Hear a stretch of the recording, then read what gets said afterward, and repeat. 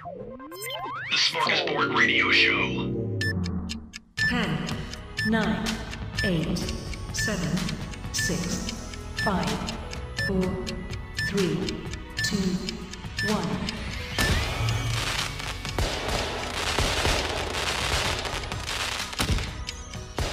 Happy New Year from the Smorgasbord Radio Show. This is the SmorgShow podcast, episode 120, recorded January 2nd, 2021. And I'm Chris, your host for the next hour or so. And with me, back in the studio for the first time since Valentine's Day, back in February, before the lockdown started, Mr. Dave Jackson. Hi, pal. Hi, pal. Glad to have you back. Hey, it's always fun coming over.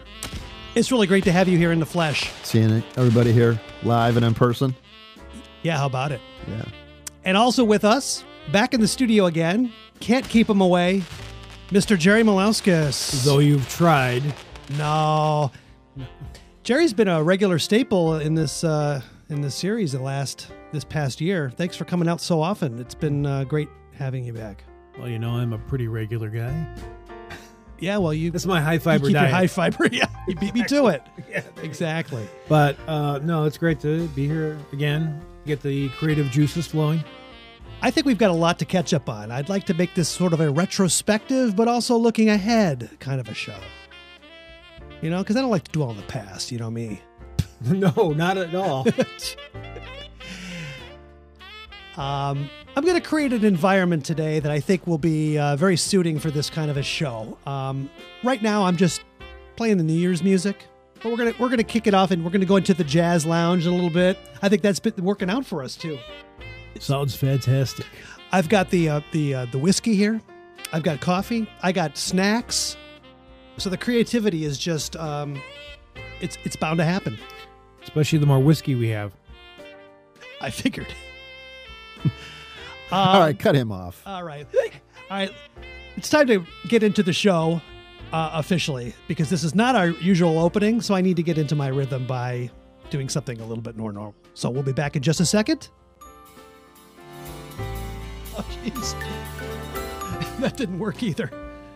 Let's try this.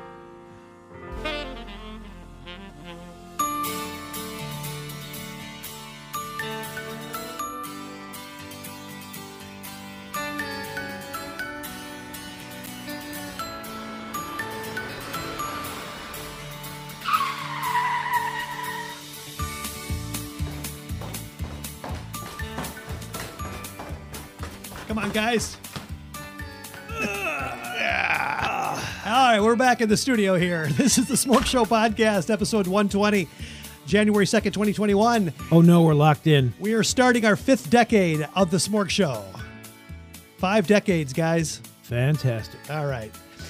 Which leads me to my first question is 2021 is 2020 the first year of the decade or is the last year of the last decade? I would say last year. Yeah, because there's no year 0, right? Right. Yeah, but I think most people think of it, though, even though it may not be mathematically correct, that it's the beginning of a new thing. Yeah, I mean, we're in the 20s. We've been in the 20s for a year, but maybe this is the start of a new decade. Maybe things were meant to just kind of close out the way they did. But you know what? Just because the stroke of midnight, it's just an arbitrary mark of time, right? Nothing really changed yesterday when we switched into the new year. No, I mean, there's nothing particularly special about January 1st either. No. There's nothing really happening in nature on that day. Well, that's true. I mean, it's not like the winter solstice thing. If we were to do a New Year's thing, we should probably be doing it around the solstice when things like when you have that point and the 21st was the shortest day and then they start getting longer. That's when you probably do a New Year's. It would make sense, at least from a astronomical standpoint, nature standpoint. Yeah, exactly. I'm just moving over to my comfy chair. Welcome to the lounge. Yep. So what do we have planned today? I'm sure you're asking. Yeah. I was just going to say, what do we have planned today? Absolutely nothing. No, I do have some things here. No, I'd like to challenge you because I'd like to say, aren't we glad 2020 is over?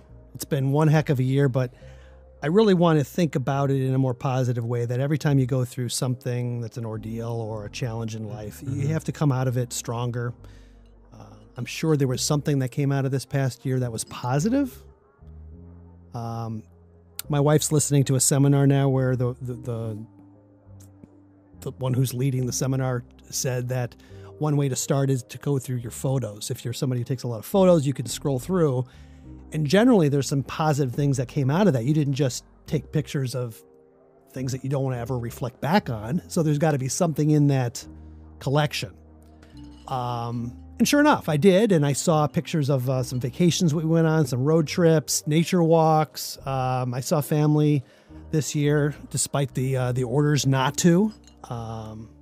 You rebel. We had our 25th wedding anniversary. Allie got her first apartment. She's been out for about 3 months now, supporting herself. So that's a really positive thing. Mm-hmm. Silver anniversary. Wow. Crazy. Yeah, I know. 25 years. What about you guys? I had a lot of great personal things happen this year. Good. It's just on that social level. That's the thing that most people are talking about. But yeah, I started a guitar. I'm taking a collective guitar class, a virtual class. So there are people all around the country, and there are a couple of them are in Europe too. And we're all studying blues guitar together with some of the best players around. Wow. Are the instructors. Uh-huh. Yeah. So it's a thing that used to be you would physically go, and you'd stay there for a week, and study. But I'm finding this situation to be even better. Mm-hmm. Because it lasts a lot longer and you can access the material from the other instructors. Just like if you went to a seminar, you could decide who you want to see that day and go, okay, I want to see this lecture, and then I want to go see that lecture, and then I'm going to skip that one and have lunch, and then I'm going to come back because I want to see that other guy. Yeah. So it's kind of like that. You have one main person that you study with, but then you can access the material, the teaching material, and the Zoom classes, the Zoom sessions with all the other instructors as well. So you can access all that material. So I definitely feel like I've become a better player just because of it. That's great. So even without the live experience, right? You're still able to develop your playing. Right, because this is kind of a substitute for that. Instead of going to the blues jams like I was doing, now you have to play for the class. So you still have an element of you have to performance, show what you worked on that week. You still have to do that. So I'm finding that's helping keeping those embers going. Mm-hmm. Yeah. Until the time comes maybe when I can go back to what I was doing before. Yeah. Mm-hmm.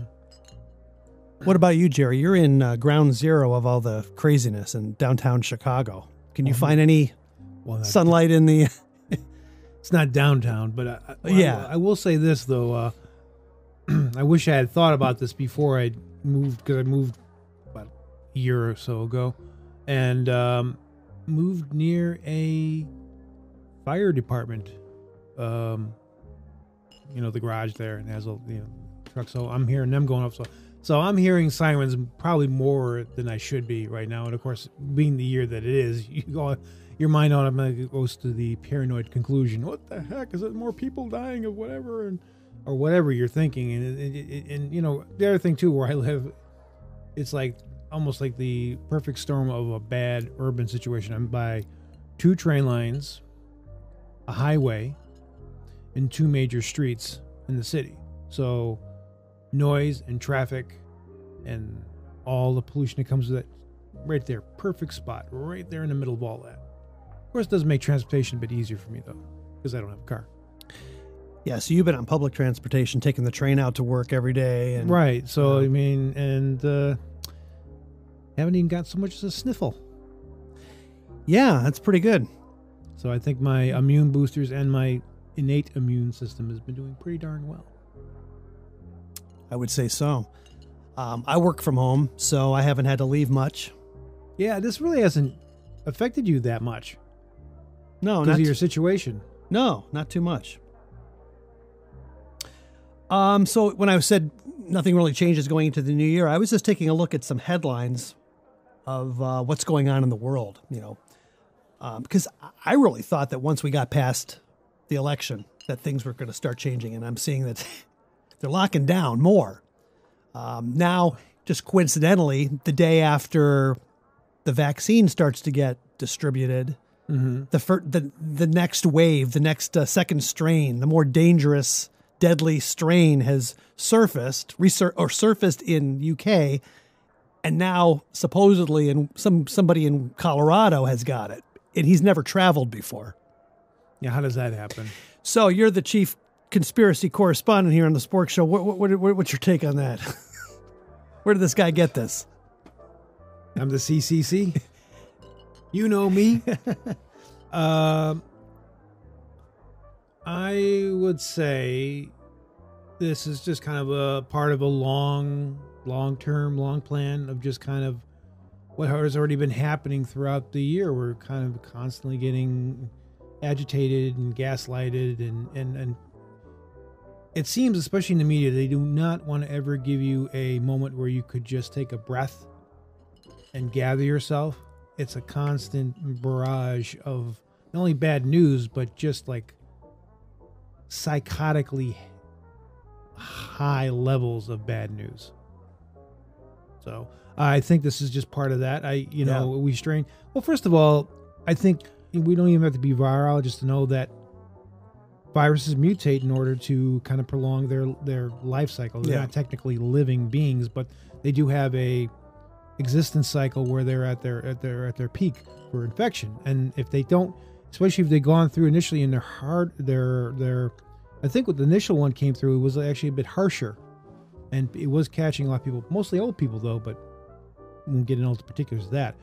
But the thing is, now to get to infect more people, it's got to kind of modify itself and become a bit weaker, so that the immune systems will it can kind of sneak under the radar. So I would guess, I'm not a virologist, so I can't say, but I think that's kind of how the concept works. So this second strain, I don't know, it seems more likely you're going to have things get weaker in order for them to prolong, not get worse. So I think it's propaganda, if you ask me. There you go. That's what I was looking for. Okay. All right. Well, here's an interesting article here. This is out of Spain. Poor Spain. Spain will keep a list of people who refuse vaccinations and will share with other EU nations. Now, I'm going to, as I read on.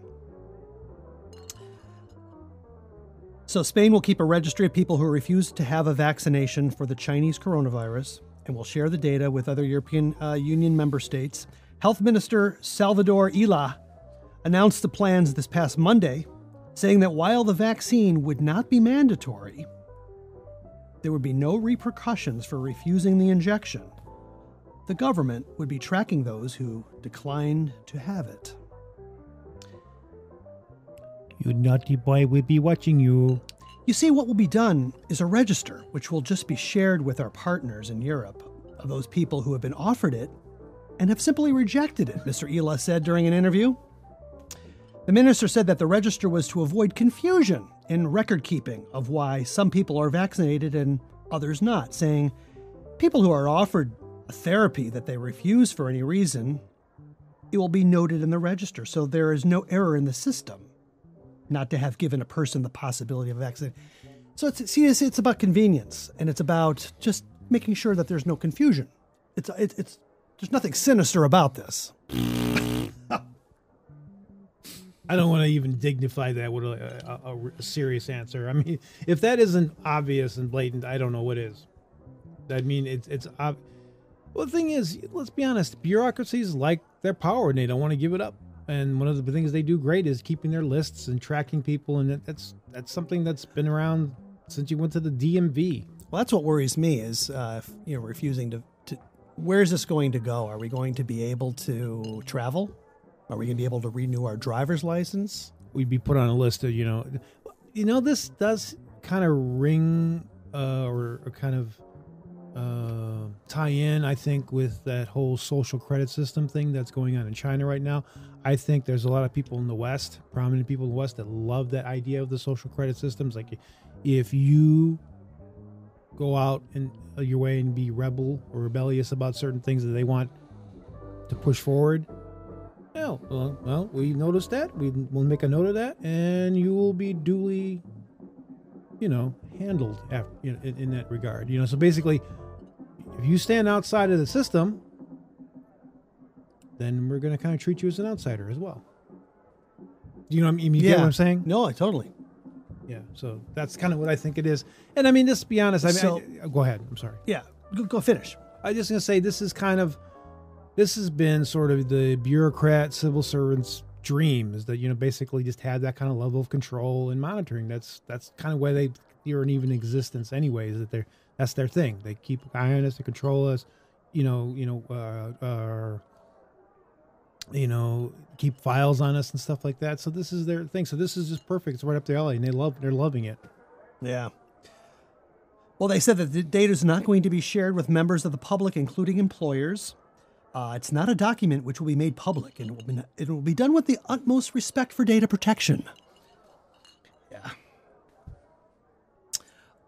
What else? Oh, I flagged this article because if you're a proponent of how Sweden has carried out how they went through this, right? Well, for the most part, yeah, no, that's true. But I actually wanted to make this point as well. Everybody talks about Sweden, but there are two other countries for sure that we can point to that have done similar policy, and their numbers are pretty low, and especially in comparison to all these other countries that did very stringent,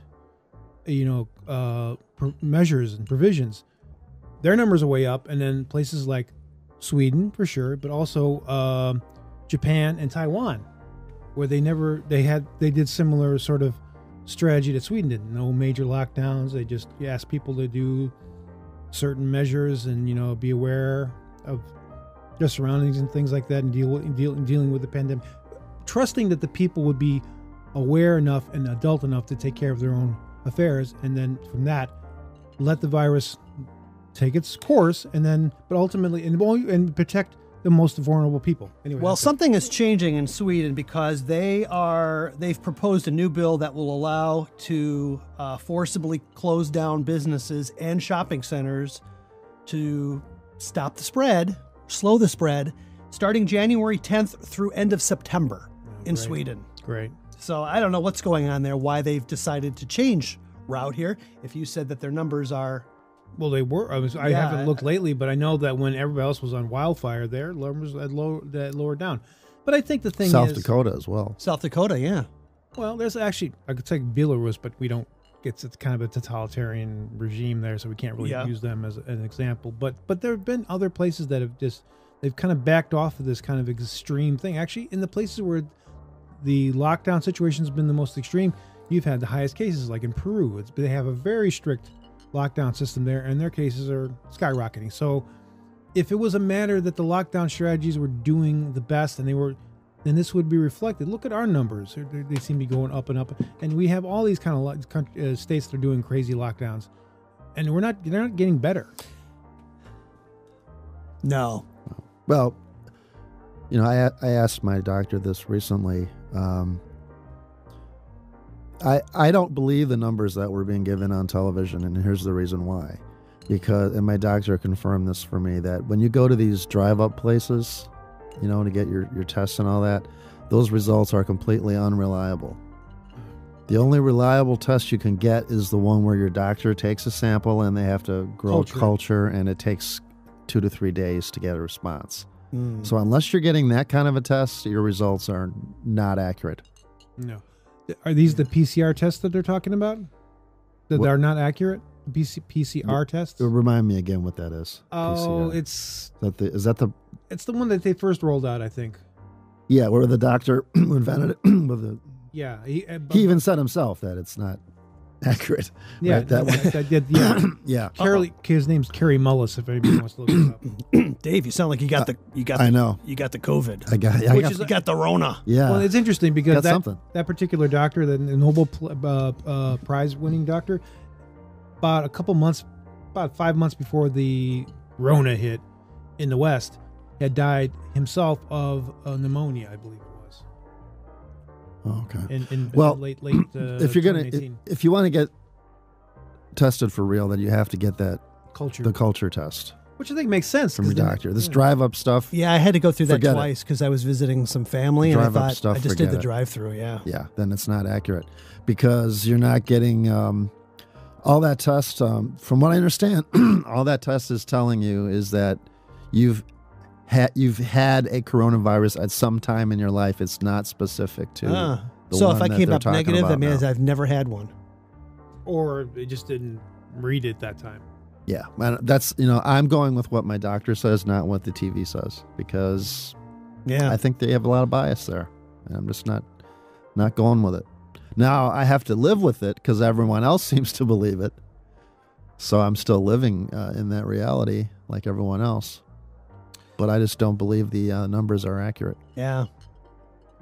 Yeah, well, well, of course, being the CCC, I second his statement there. Well, the World Health Organization says that Who? the WHO, yes. This is not necessarily the big one. They're warning that this has been bad, but this is not the big one. So, Well, I think this is I think this is a test drill. Yeah. Well, yeah, it could very well be that. We don't really know how this, because we don't have a definitive answer of how this whole thing started. And I would say it's not the big one because if you look at the populations that are hurt the most by this, and especially as compared to younger populations, this has more of the feeling of a bad flu season than it has a feeling of an absolute wipeout pandemic, because it's hitting all the the most vulnerable people with cancer, people that are in their 80s. Yeah. They're all getting knocked out, but they would get knocked out by a bad flu as well. Right. And I have some people at work that actually did have to deal with it, and they did get corona. They were tested. Of course, I don't know if they did the test that's the inaccurate one or the cultured, doing the culture one. I don't know, but it had two guys have to isolate for 2 weeks. Yeah. Now one guy was probably a bit older, or he's about my age or maybe a little older, and he got it. He was fine. It didn't really affect him that bad. And then a younger guy got it, and it hit him pretty hard, but he came through it. But it felt like a really bad flu. That's what it felt like. So, but there are people that have lost. I have a friend who's a musician, and he lost a couple of his friends, they say, through dying of it. But I don't know how old they were. I don't know if they had previous health conditions. I just know that they died. That's all. I really want to move beyond this. It's been a focus all year long. That's true. And I go back to work on Monday. And what I'm hoping that we can start getting away from, although I don't think it will anytime soon, is we have conference calls all day, and you join a conference call, let's say 11:30, and then there's always a couple people that are late. So there's that idle chit chat that happens before everybody gets on. And it's are you guys keeping safe? Yeah. That sort of, or I just get back from vacation. Oh, where'd you go? I went to Nashville. Oh, I heard that was a hot spot. I hope you were wearing a mask. Or the emails, the signatures in the email. Stay safe. Be safe. No, I'm going to be reckless. Yeah, that's kind of what I feel like. No, like Dave said earlier, I have other plans. Just stop. Just stop already. Well, it's so patronizing. Number one, yeah. It's like, look, I know you're an idiot, so I have to remind you of this.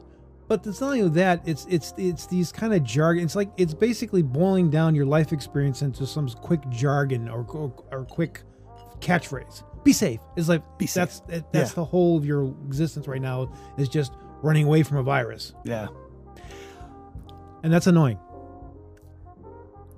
I never watched the New Year's Eve programs, but Allie was watching the Chicago one because they just turned it on for just for the countdown, and then they turned it off. And it was ABC, local ABC, and it was Mark Jean Greco, and I don't know who his co-host Janet was. Davies. Yeah. Janet Davies. And they're sitting there with the lovely Janet Davies. They would kiss at midnight, right? Well, they can't do it They this didn't. year. They had actually a plexiglass in between the two of them, and they said, "Look at us. look at this. And they're knocking on the plexiglass. It's like, look, we can't even touch each other. And then they pan out to their crowd, and there's a bunch of stuffed animals and dummies sitting in chairs. That's their audience. Right. They said, this is our live audience. We're social distancing. We're being safe tonight, in case you were wondering. Just all this virtual signaling. Well, it's also just provides, if you watch these things, especially like the Grammys and stuff,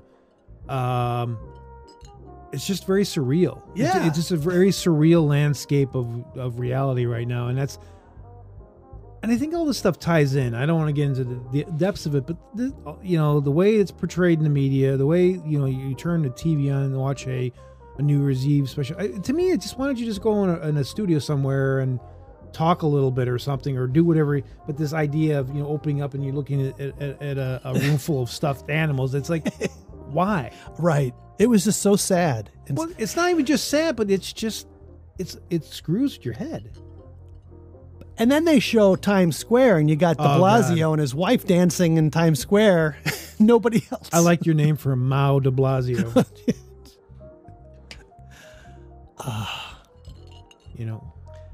What else did I have here? It was strange because you usually see the year before. Oh, by the way, you sent a picture. It was a combination of what's going on, like the New Year's Eve celebration in Wuhan and the New Year's Eve celebration in New York. And it's like Wuhan's packed to the gills. It looked like Do Times we even know Square that there. was from this year?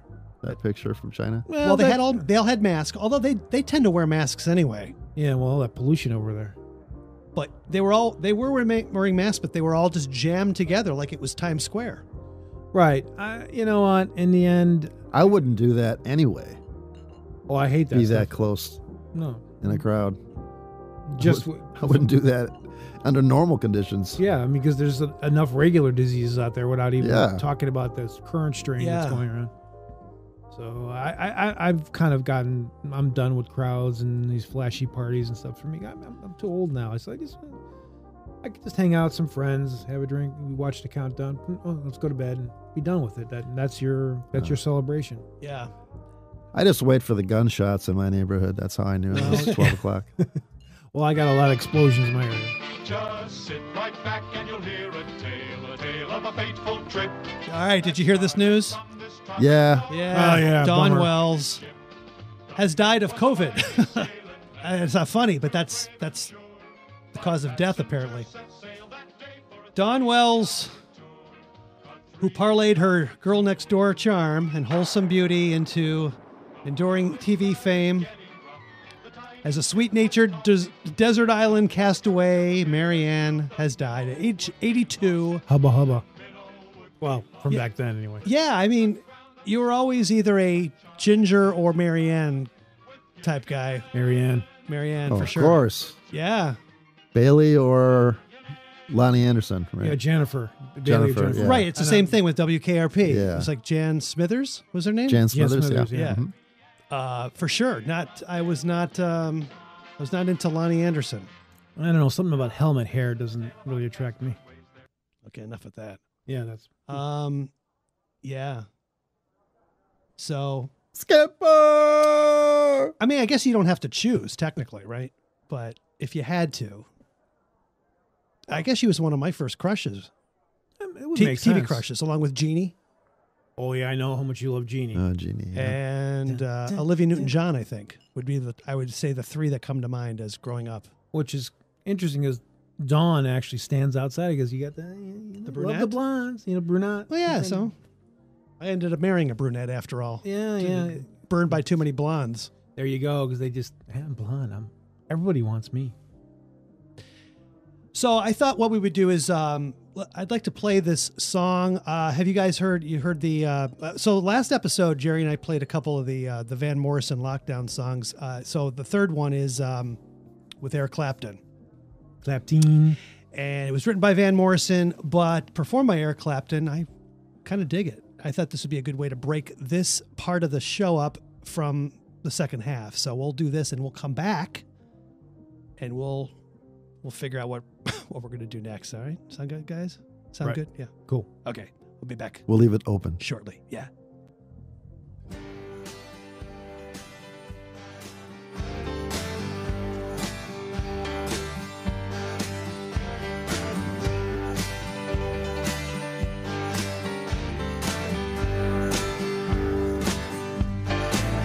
Stand and deliver.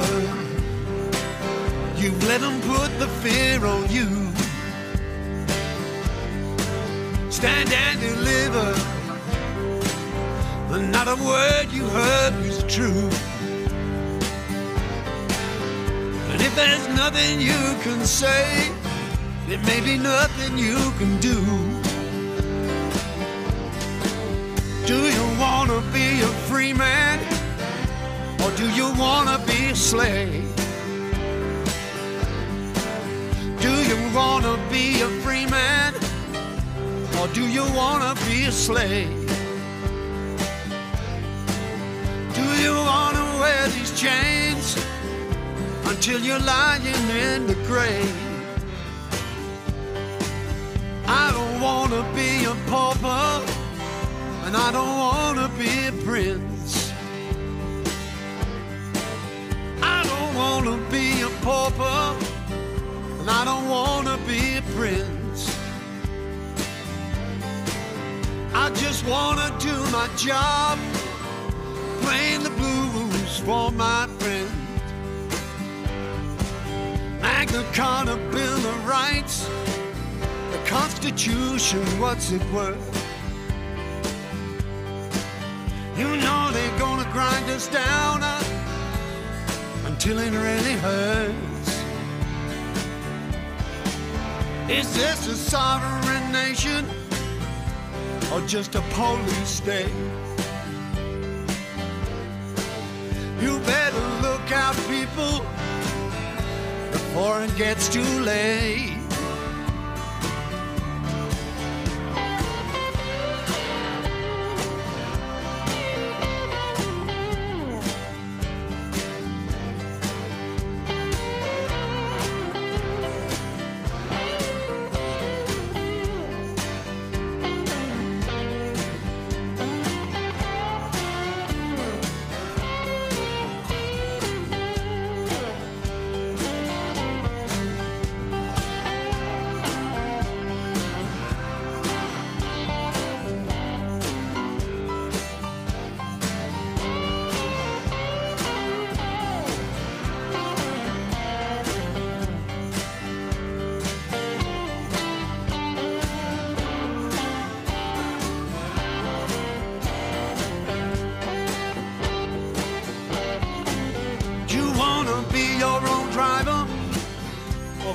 Flogging a dead horse.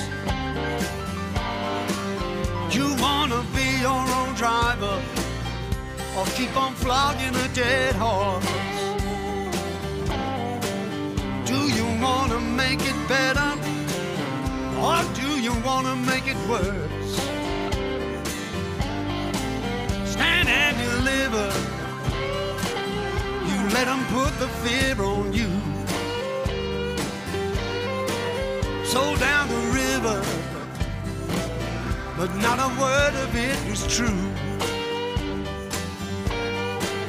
If there's nothing you can say, there may be nothing you can do.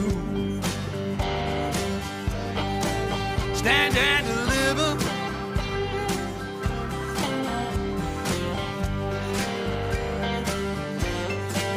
Stand and deliver.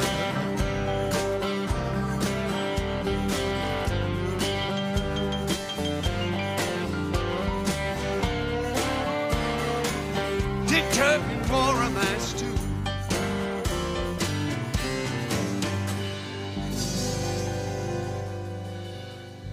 Somebody. Yeah, Eric Clapton, Stand and Deliver, going up to number 5 on the charts this week. There you go. Yeah. Oh, yeah. Just like you get the old pipes. They still work. Hey, I want to play this quick message that was just sent in to us. I found it rather exciting to hear. So take a listen to this and we'll comment when we get out of this.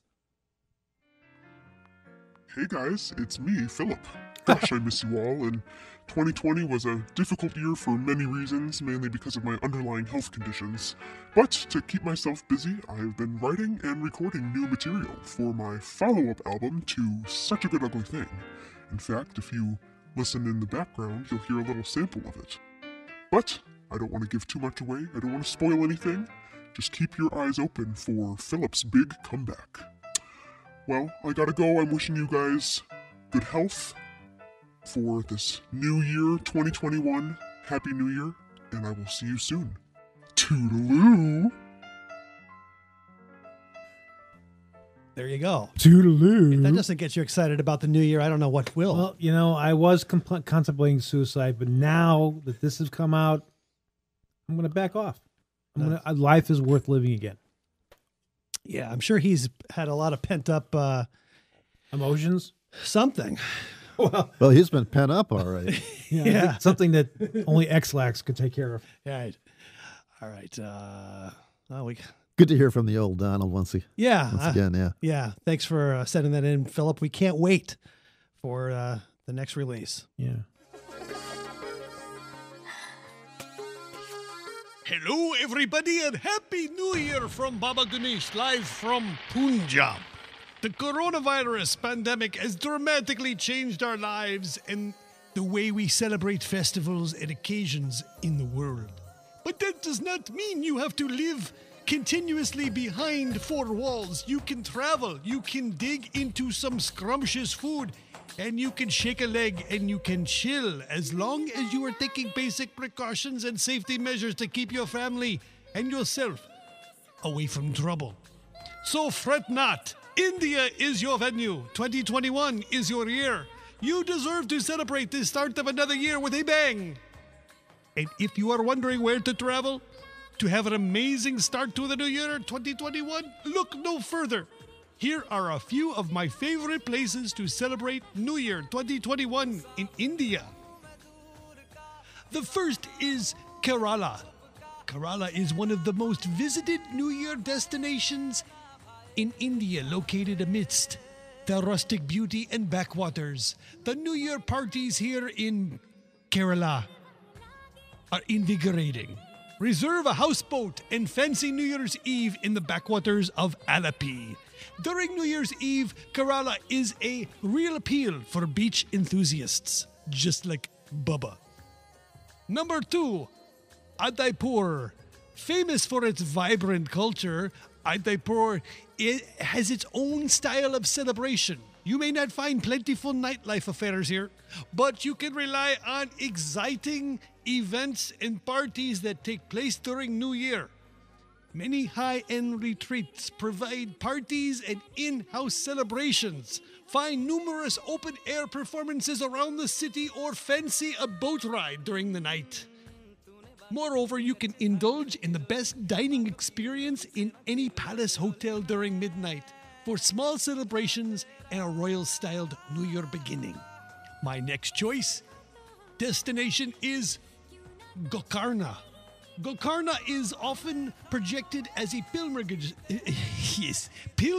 spot. Though you can find many marvelous temples and uncommon ceremonies, this beach haven has an entirely new face for party lovers. If you are looking for the ultimate year-end party, visit Gokarna. Fancy new blends, partake in dance parties, and much more. Get your boogie on. Some resorts and beach hotels provide small parties for their guests. Beachside and pool parties are very prevalent in high-end retreats. The next one on my list is Gangtok. Gangtok, located in Sikkim, is a significant traveler destination in northeast India. This place is famous for its snow pursuits during the winter season.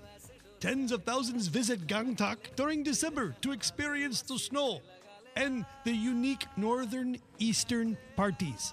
Gangtok is packed with pubs, and each pub has its own theme to celebrate New Year creatively. People in Gangtok mark Tibetan New Year at the end of January with a unique devil dance. Next, Andaman. Andaman, serene and beautiful.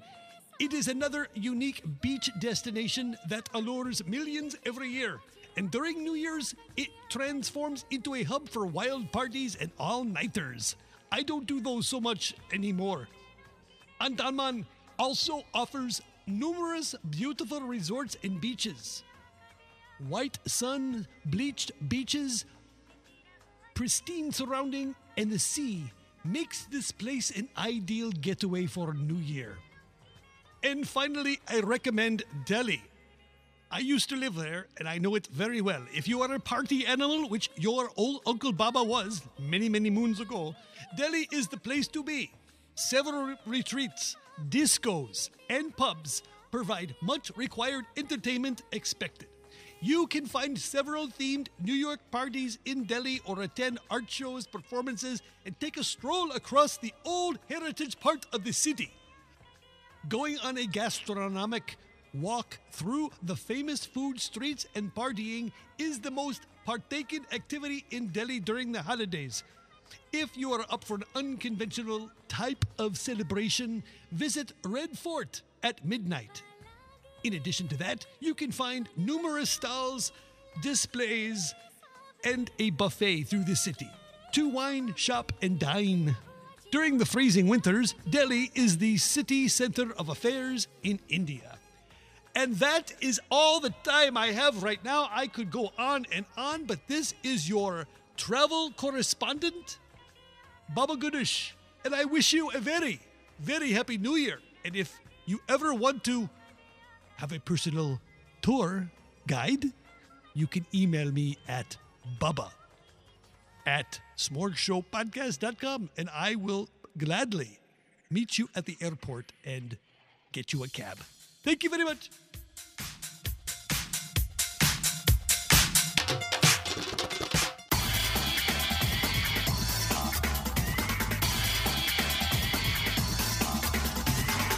This is the Smorg Show podcast.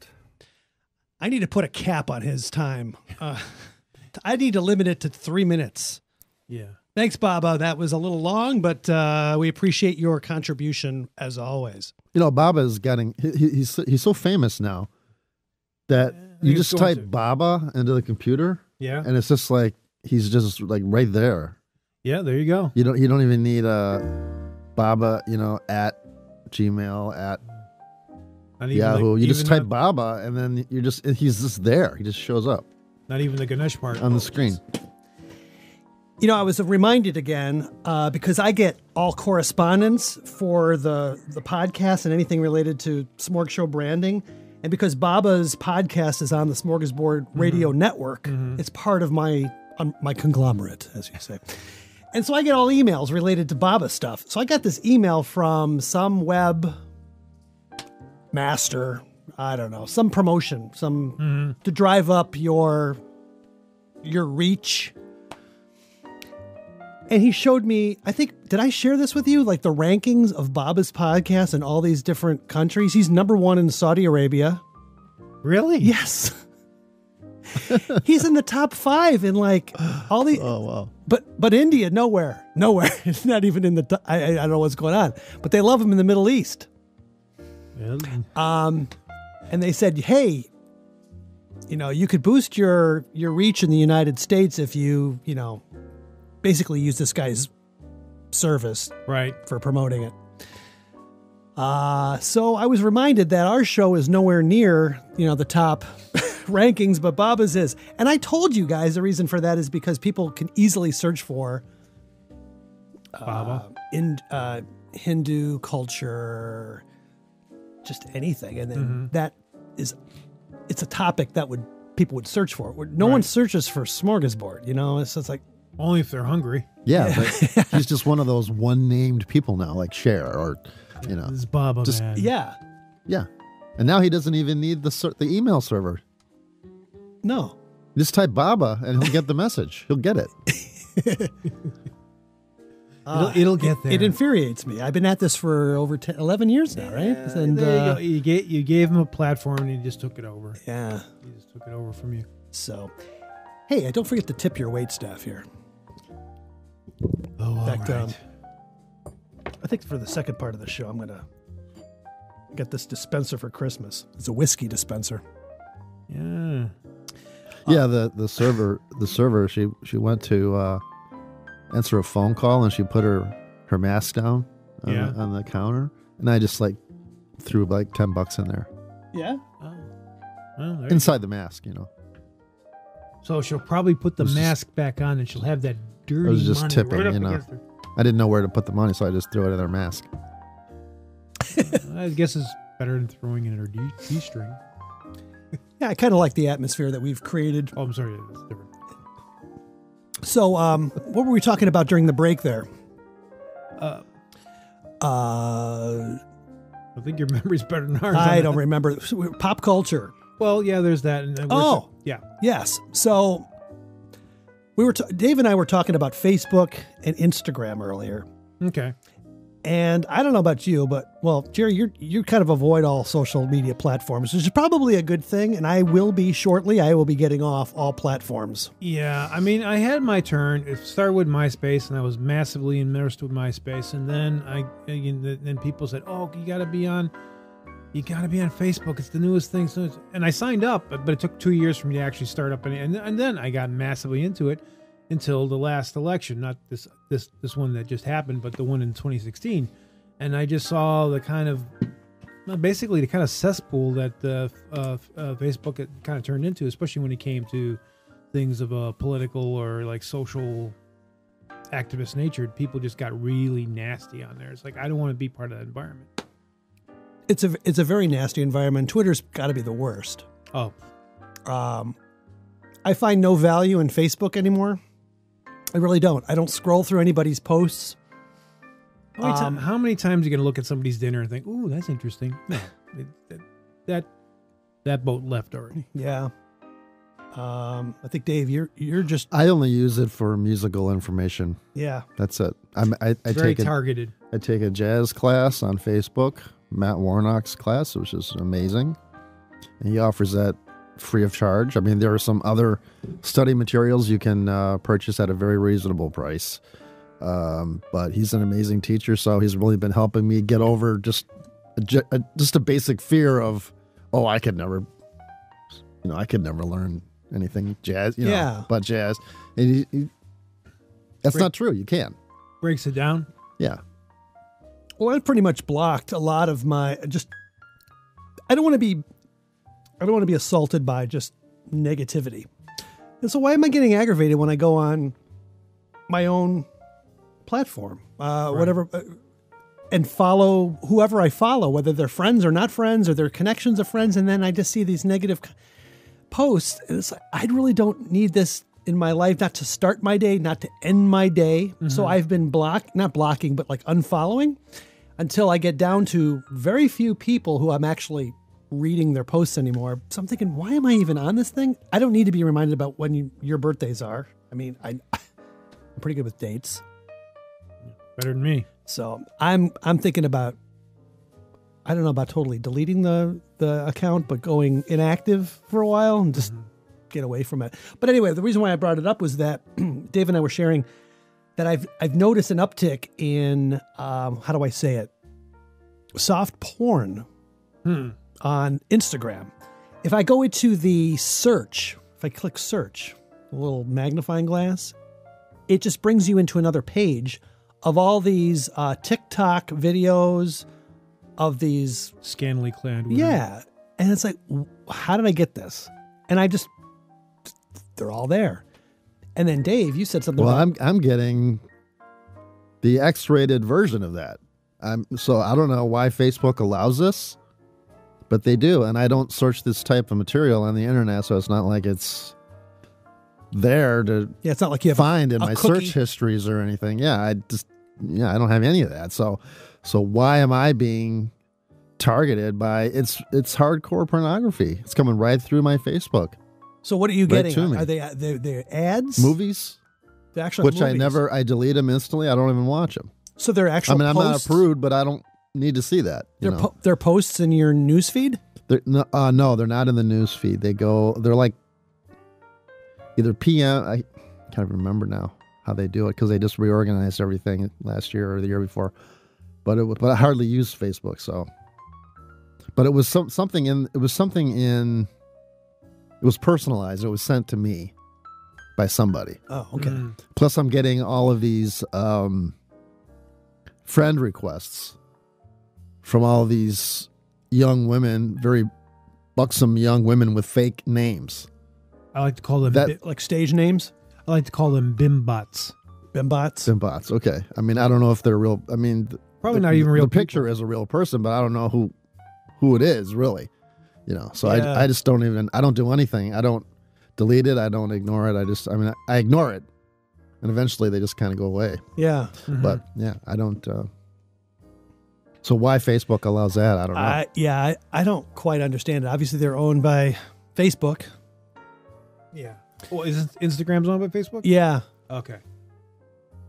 Now, Google is not Google. Twitter is, they own Periscope. Yeah. And Periscope is going away at the end of March. Yeah, it's been dying for a while, actually, as a format. Yeah.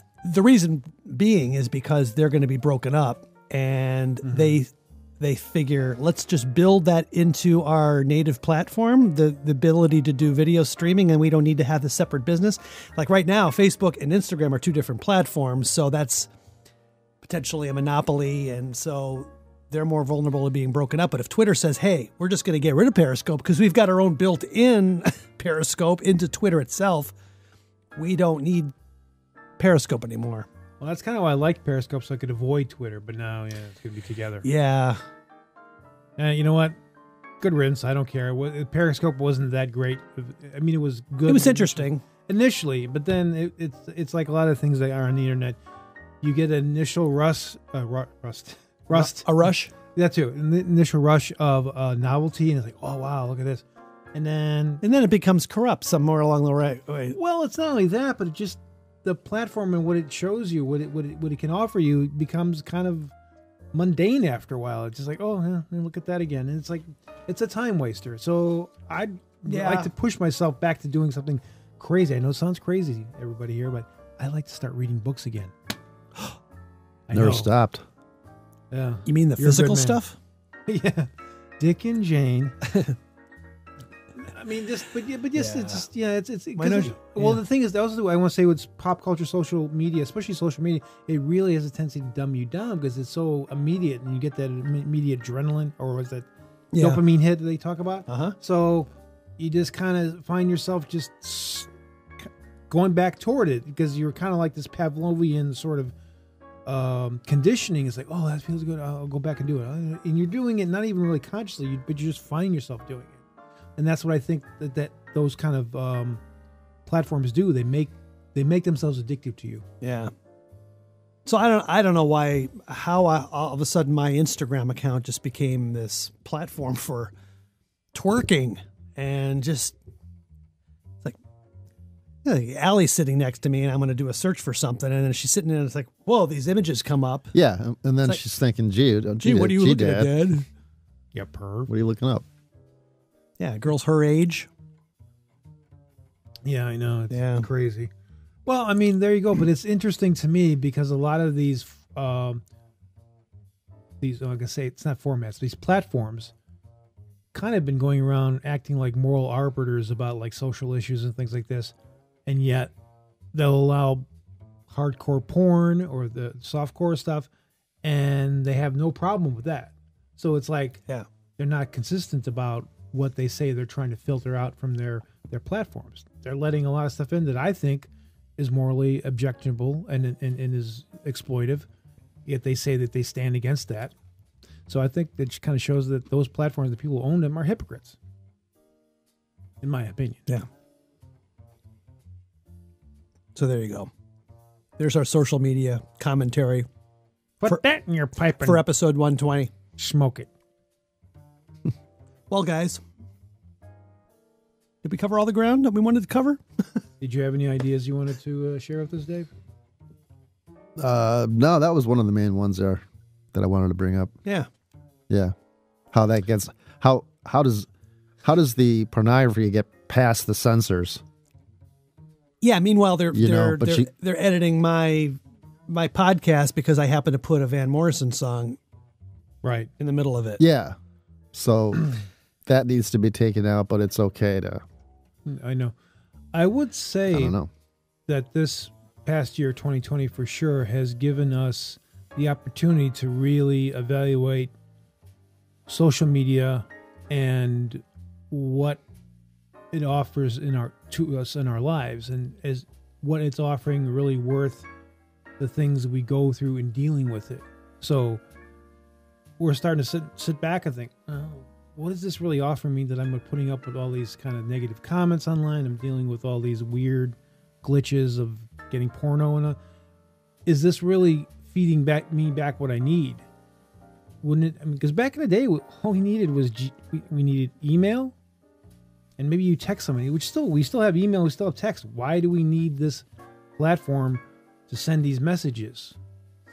And it's not really bringing us any closer together. No, I mean, if anything, it's putting us apart. I was on not Facebook. I was on MySpace, and I accumulated at one point 300 friends. Do you think I really got to know any of those friends? No, exactly. Yeah, I've got something like 350 friends on Facebook. How many of them would I really call up and go out for a drink? 4 maybe. Yeah. Or whatever. I like to look at 2020 now. It's like 2020 vision, or actually 2020 hindsight. We have, I think 2020 has given us more vision, more clarity on a lot of things. Greatest education. Which I think could be a completely different episode, but... oh, yeah, that's true. Exposed a lot. Let's just say that. Mm-hmm. A lot of eyes were opened. Yes. I'd like to think so, but I also think a lot of eyes were closed as well. Well, yeah, there's some people who willingly have their eyes closed, but and they're now permanently shut. I don't know. Somehow you saying it the way you said it made me kind of laugh. I don't know. Is that now? If I'm not mistaken, Thank you. Is Allie's on the piano there, right? She does a great job. Yeah, I wrote this actually. There you go.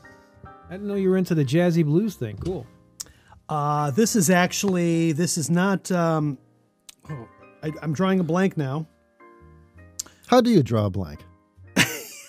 Yeah, that is a good, wow, that is profound, Dave. This is actually Red Garland. That just comes from having an open mind. John Coltrane did some work with Red Garland. Oh, so this is kind of a 60s thing or a 50s thing? 50s, yeah. That's right, man. Yeah. Back when we were all doing horse. Horse? Horse. Horse. That's another slang term for heroin. Oh. See, there you go. Oh, there really? I had never heard of that.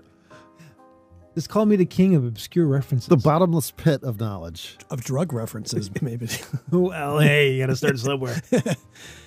Well, I don't really know how to end this. We just sit around and listen to the piano playing. Speaking of John Coltrane, I played one of the most famous recordings in jazz is John Coltrane's version of Sound of Music. My favorite things. Yeah. My favorite things. Thank you so much. Yeah, right. So I played that song for somebody who really loves that movie. Mm-hmm. And I said, have you ever heard John Coltrane's version of My Favorite Things? And no, never heard it. I said, well, you've got to hear it just once in your life. You have to at least have heard this once. If you love Sound of Music, you need to hear this. Yeah, I can pull it up now if you want. And, yeah, let's do that. Yeah, so if you're a fan of Sound of Music and you have not heard John Coltrane's version.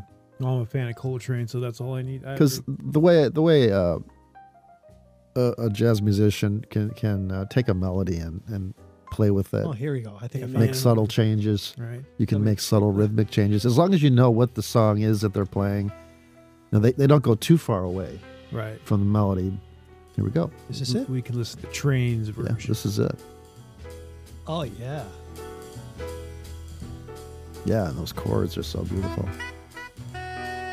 Is this 3/4 time? Yes, it is. Yeah. 1, 2, 3. That's what I 1, thought. 2, 3, 1. So I felt like I wanted to do a Or waltz. 6/4. Yeah. I don't know. Jerry, yeah, Allie would be able to tell us. Yeah, music major. I would say 6/4. Oh, okay. 6/4? 3, 4, 5, 6. Get Allie on the phone.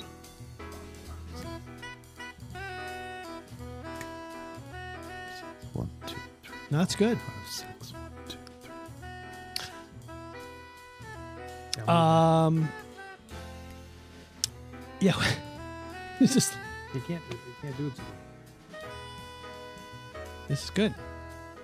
I've been getting a lot of vinyl, Dave, lately, and I've been buying this kind of stuff. So Yeah, you've been doing that. yeah. Yeah. But tunes like this are great ways to introduce people to jazz because it's a tune they know, Mm-hmm. Yeah. and it can start that way. It is true. I remember I had a best of Coltrane, and this was on there, and I was listening to it all the time. Yeah, I got the Miles Davis, the Gershwin, the Porgy and Bess. Yeah. Yeah. Yeah, A fantastic. song that could kind of turn them off to jazz is if you played Coltrane's "The Love Supreme." That's a bit. Yeah, that's you a wouldn't bit want to much. start there. No, You know? you may end Yeah. up there, but you don't want to start there. Oh, wow. Fantastic stuff. So anyway, we're going to close this out now. Hey, Speaking of,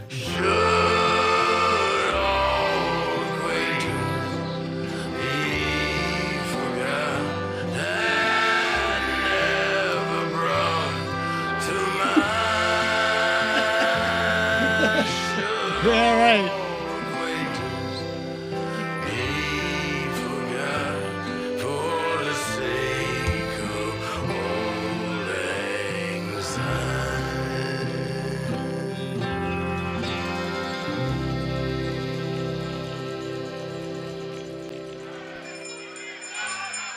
Daddy, teacher says every time a bell rings, an angel gets his wings. That's right, Suzu. That's right. Attaboy, Clarence. Attaboy, Clarence. Happy landings. All right. 2021. I hope it's a good one for everybody. Jerry, did you have something to say? You look like you were going to say something after the Tom Waits. well, they just blew me out of the water, so I'll just leave it at that. Okay, very good. Hey, guys, thanks for coming out. Thank you. No problemo, dude. This is the Smorgasbord Radio Show. You can email us at SmorgShow Podcast. Feedback at SmorgShowPodcast.com and 312-95-SMORG.